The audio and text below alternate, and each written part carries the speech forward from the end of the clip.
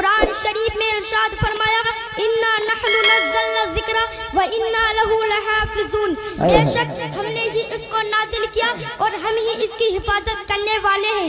آسمانی کتابیں اور بھی ہیں، آسمانی صحیفے بھی ہیں، مگر ہمارے تمہارے رب نے کسی کتاب کی ذمہ داری نہیں لی۔ آسمانی کتابیں بھی ہیں، دنیاوی کتابیں بھی ہیں، انجیل بھی ہے، توریت بھی ہے، زبور بھی ہے، قرآن مجید بھی ہے۔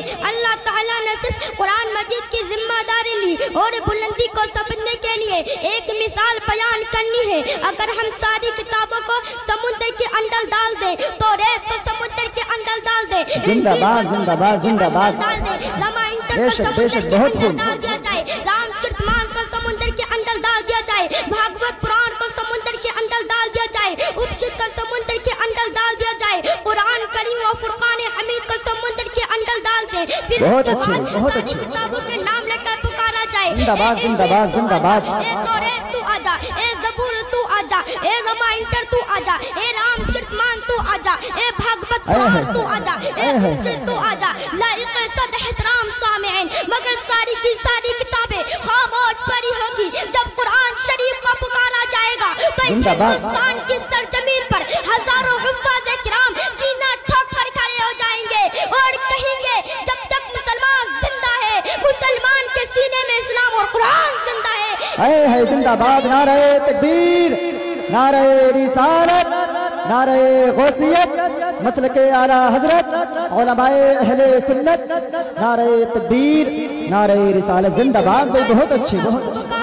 نہ گھبراؤ مسلمانوں، ابھی خدا کی شان باقی ہے، ابھی اسلام زندہ ہے، ابھی قرآن باقی ہے۔ زندہ باد۔ یہ کافر کیا سمجھتے ہیں جو اپنے دل میں ہنستے ہیں، ابھی تو کربلا کا آخری میدان باقی ہے۔ میرے تمہارے پیغمبر محمد رسول اللہ سارے نبیوں میں لاجواب، میرے نبی پر نازل ہونے والی کتاب قرآن مجید ساری کتابوں میں لاجواب، میرے نبی کی امت ساری امتوں میں لاجواب، میرے نبی کا لایا ہوا مذہب سارے مذہبوں میں لاجواب، میرے نبی کی امت ساری امتوں میں لاجواب، میرے نبی کی گفتار لاجواب، میرے نبی کی رفتار لاجواب۔ حضرات گرامی، وہ قرآن کی بلندی کو دیکھو، اگر یہ قرآن جزدان میں لپٹ کر رحل میں سج جائے تو 30 پارہ ہے، دیکھنا اس کے بارے میں ہے جو آمینہ کی گود میں آنچل رحمت اور لے، وہ آمینہ کا ماہ پارہ ہے۔ ایک چپ ہو جائے، ایک بول دے، جو چپ ہو جائے وہ کلام پاک ہے، اور جو بول دے وہی رسول پاک ہے۔ زندہ باد زندہ باد۔ دو چہرے ہیں، ایک تو تلاوت کے لیے اور ایک زیارت کے لیے، جس کی تلاوت کی جائے اسے کلام اللہ کہتے ہیں، اور جس کا جلوہ دیکھا جائے اسی کو محمد رسول اللہ کہتے ہیں۔ زندہ باد۔ قرآن کی ایسی حفاظت کی، ایسی حفاظت کی، اگر جس نے قرآن کے تحفظ کے لیے اپنی جان لٹا دی، میرے رب نے اس کی بھی حفاظت فرما دی۔ آئیے ایسا ہی ایک واقعہ آپ کے روبرو پیش کر دوں۔ ایک غریب مسلمان تھا جس کا نام عبد الرحیم تھا، مگر وہ صوم و صلات کا پابند تھا۔ معمول ایک یہودی کا نوکری کیا کرتا تھا، معمول یہ تھا جب صبح بیدار ہوتا تو قرآن کریم کی تلاوت کیا کرتا تھا، پھر قرآن کریم کی تلاوت کیا کرتا تھا۔ یہودی نے ایک دن دیکھا، 2 دن دیکھا، 2-4 مہینے دیکھا، اس سے رہا نہ گیا۔ وہ کہنے لگا، او مسلمان، تو رہتا میرے یہاں، کھاتا میرے یہاں، پیتا میرے یہاں، وہ کلمہ اپنے نبی کا پڑھتا ہے، کتاب اپنے نبی پر نازل ہونے پڑتا ہے۔ اگر تجھے میرے یہاں رہنا ہے تو کتاب میرے نبی کے پڑھے گا، کلمہ میرے نبی کے پڑھے گا۔ مسلمان کہتا ہے ہرگز نہیں، میرے نبی تیرے نبی سے افضل ہے، میرے نبی کا لایا ہوا قرآن تیرے نبی کی کتاب سے افضل ہے۔ یہودی کہتا ہے ایسے افضلیت کا پتہ نہیں چلے گا، چل تو اپنی کتاب آگ میں ڈال، میں بھی اپنی کتاب آگ میں ڈالوں گا۔ مسلمان کہتا ہے ٹھیک ہے۔ اب یہودی نے دن مقرر کر دیا۔ یہودی کہتا ہے اگر جس کی کتاب جل جائے وہ کمتر ہے، اگر جس کی کتاب بچ جائے وہ زیادہ افضل ہے۔ مسلمان کہتا ہے ٹھیک ہے۔ اب مسلمان بیچارہ غریب انسان تھا، نوکری کیا کرتا تھا، اب مسلمان کے پاس کوئی کیمیکل نہیں تھے، کوئی دوائیاں نہیں تھی، وہ قرآن کریم میں لگا دیتا، مگر ادھر یہودی امیر شخص تھا، مالدار شخص تھا، اس نے اپنی کتابوں میں طرح طرح کی کیمیکل لگائے، طرح طرح کی دوائیاں لگائی۔ حضرات اعلان کر دیا گیا کہ فلاں دن مسلمان یہودی میں مقابلہ ہے، مسلمان کی کتاب اور یہودی کی کتاب میں مقابلہ ہے۔ اگر جس کی کتاب چل جائے وہ دعوے میں جھوٹا ہے، اگر جس کی کتاب بچ جائے وہ دعوے میں سچا ہے، مگر وہ مسلمان سبحان اللہ سبحان اللہ سبحان اللہ، زندہ باد زندہ باد۔ اور دعائیں مانگتا، اے مولا یہ مسلمان یہودی کا مقابلہ نہیں، ایک دشمن اسلام اور مسلمان کا مقابلہ ہے۔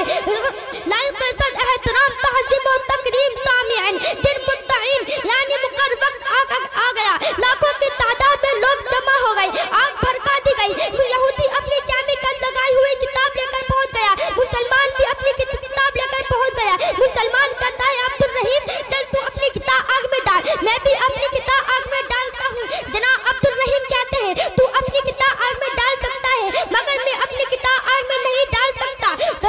یہودی کہتا ہے کیوں؟ تو مسلمان جواب دیتا ہے آگ میں ڈالنا بے ادبی ہے، تو اپنی کتاب آگ میں لے کر کود جا، میں بھی اپنی کتاب آگ میں لے کر کودتا ہوں۔ اگر تو دعوی میں جھوٹا ہوگا وہ جل کر راکھ ہو جائے گا، اور تو دعوی میں سچا ہوگا وہ بچ جائے گا۔ اب یہودی پریشان ہو گیا، اس نے اپنی کتابوں میں طرح طرح کی کیمیکل لگائے، طرح طرح کی دوائیاں لگائیں، مگر اپنے میں کچھ نہیں لگایا تھا۔ پریشان ہو کر ادھر ادھر کی باتیں کرنے لگا، مگر وہ عاشق رسول وہ سچا قرآن کا شہدائی، اس نے دیکھا کہ یہاں لاکھوں کی تعداد میں لوگ جمع ہیں، اگر میں آگ میں کود گیا تو لاکھوں کی تعداد میں کلمہ پڑھ کر مسلمان ہو جائیں گے۔ وہ رسول کا دیوانہ قرآن کریم کو ہاتھ میں لے کر آگ میں چھلانگ لگا دیتا ہے، جانی کود جاتا ہے۔ لوگ سمجھ رہے تھے کہ جل کر راکھ ہو جائے گا، جب دیکھا گیا تو قرآن کریم کی تلاوت کر رہا تھا، پڑھ رہا تھا اِنَّا نَحْنُ نَزَّلْنَا الذِّکْرَ وَإِنَّا لَهُ لَحَافِظُونَ۔ سارے کے سارے لوگ اسی وقت عبد الرحیم کے ہاتھ پر کلمہ پڑھ کر مسلمان ہو گئے۔ یہ ہے قرآن کی عظمت، یہ ہے قرآن کے اعزاز۔ اے مسلمان اگر تجھ پر کوئی پریشانی آئے تو قرآن کی تلاوت کر، اگر تو کوئی غم میں مبتلا ہے تو قرآن کی تلاوت کر، اگر تو کوئی بیماری میں مبتلا ہے تو قرآن کی تلاوت کر، اگر اپنی عظمت چاہتا ہے بہت اچھے تو قرآن کی تلاوت کر، اگر وقار چاہتا ہے تو قرآن کی تلاوت کر، اگر انقلاب چاہتا ہے تو قرآن کی تلاوت کر، اگر عرش کے کنگروں کو سمجھنا چاہتا ہے تو قرآن کی تلاوت کر۔ اسلام کے مقدس شہزادوں یہ قرآن یہاں بھی کامیابی دلاتا ہے اور آخرت میں بھی کام آئے گا۔ یہی قرآن شکل انسان اللہ کی بارگاہ میں حاضر ہوگا، اللہ تعالیٰ اس قرآن کو جنت میں جانے کا حکم دے گا، مگر یہ قرآن جنت میں داخل نہیں ہوگا۔ پوچھا جائے گا قرآن جنت داخل کیوں نہیں ہوتا تو قرآن فرمائے گا میرے مولا میں تیرا مقدس کلام ہوں، تیرے بندوں نے مجھے پڑھا، میں ان سب کو لے کر جاؤں گا جو مجھے چومتے تھے، جو مجھے اپنے سینے میں لگایا کرتے تھے، جو میری تلاوت کیا کرتے تھے، تو اللہ تعالیٰ فرمائے گا اے میرے مقدس کلام جو تجھے اجازت ہے، جو تجھے چومتے تھے، جو تجھے پڑھا کرتے تھے، جو تجھے اپنے سینے میں لگایا کرتے تھے، جو تجھے چاہتے تھے، ان سب کو لے کر جنت میں داخل ہو جا۔ تو قرآن اپنے چاہنے والوں کو، اپنے چومنے والوں کو، اپنے چاہنے والوں کو جنت میں داخل ہوگا، جنت کے دروازے کھٹکھٹائے گا، اندر سے آواز آئے گی کون؟ تو قرآن فرمائے گا ان القرآن و معی القاری، میں قرآن ہوں اور میرے ساتھ میرے قاری ہیں۔ قرآن اپنے قاریوں کو لے کر جنت میں داخل ہوگا، یہ دروازے انہی کے لیے کھولے جائیں گے۔